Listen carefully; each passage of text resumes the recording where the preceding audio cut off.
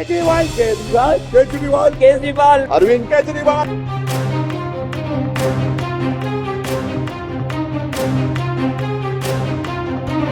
नमस्कार, मैं हूं आपके साथ रोहित। जब से अरविंद केजरीवाल जेल गए हैं तभी से बीजेपी के कई संगठन और कार्यकर्ता न्यायालय की शरण में हैं और अरविंद केजरीवाल को हटाने की मांग कर रहे हैं। लेकिन हाईकोर्ट ने बीजेपी कार्यकर्ताओं को बड़ा झटका दिया है। चलिए बताते हैं कैसे इस रिपोर्ट में। दरअसल चुनाव से पहले और चुनाव के दौरान बीजेपी अपने रंग में है और ईडी सीबीआई से विपक्षी नेताओं की बोलती बंद कर देना चाहती है। लेकिन ठीक उसके उलट सुप्रीम कोर्ट केंद्र सरकार और मोदी को सबक सिखाने की ठान चुकी है। मतलब ये कि मोदी सरकार और सुप्रीम कोर्ट तू डाल डाल और मैं पात पात खेल रही है।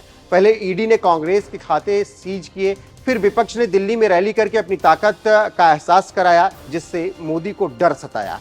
और ईडी ने जल्दी जल्दी ये बयान दिया कि कांग्रेस के खाते सील नहीं होंगे और जो 1700 करोड़ की पेनाल्टी लगी है उसे अभी नहीं लिया जाएगा। जानकार कहने लगे कि ये दिल्ली के रामलीला मैदान का असर है। अभी यही चल ही रहा था कि अचानक सुप्रीम कोर्ट बीच में आ गया और पहले तो ईवीएम की अर्जी सुनवाई के लिए रख ली, दूसरा संजय सिंह को जमानत दे दी और बस इसी फैसले से विपक्ष गदगद है। इसके साथ ही साथ दिल्ली में रामलीला मैदान की रैली का असर चुनाव आयोग पर भी हुआ, जो अब सफाई देते फिर रहा है कि हम पक्षपाती नहीं हैं। अभी यही सब चल ही रहा था कि अचानक हाईकोर्ट ने बीजेपी को एक और बड़ा झटका दे दिया है। बात दरअसल ये है कि शराब नीति से जुड़े मनी लॉन्ड्रिंग मामले में गिरफ्तार अरविंद केजरीवाल को दिल्ली हाईकोर्ट से बड़ी राहत मिली है।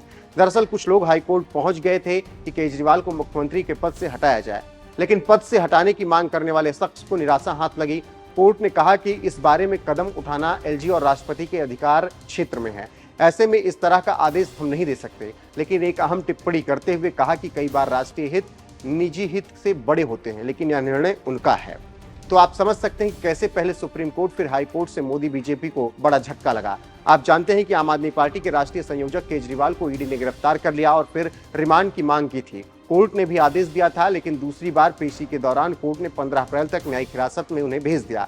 ईडी ने 21 मार्च को केजरीवाल को गिरफ्तार किया था। ईडी आपके नेताओं को बारी बारी गिरफ्तार कर रही है, लेकिन कोर्ट से उसे झटका भी लग रहा है। अब तो राजनीतिक विश्लेषकों की तरफ से कहा जा रहा है कि मसला कोर्ट बनाम मोदी सरकार हो चला है। इसके साथ ही साथ विपक्ष की एकता और संगठित होती जा रही है। ऐसे में बीजेपी और मोदी को झटके पर झटके लग रहे हैं। इससे आप समझ सकते हैं कि चुनाव के दौरान जिसे खत्म करने चले थे मोदी, उसे हाईकोर्ट और सुप्रीम कोर्ट सुरक्षित कर रहा है और यही मोदी बीजेपी के लिए परेशानी है। अब देखना होगा कि आगे कौन से मामले में मोदी सरकार को झटका लगता है। फिलहाल इस खबर पर आपकी राय क्या है, कमेंट में जरूर बताएं।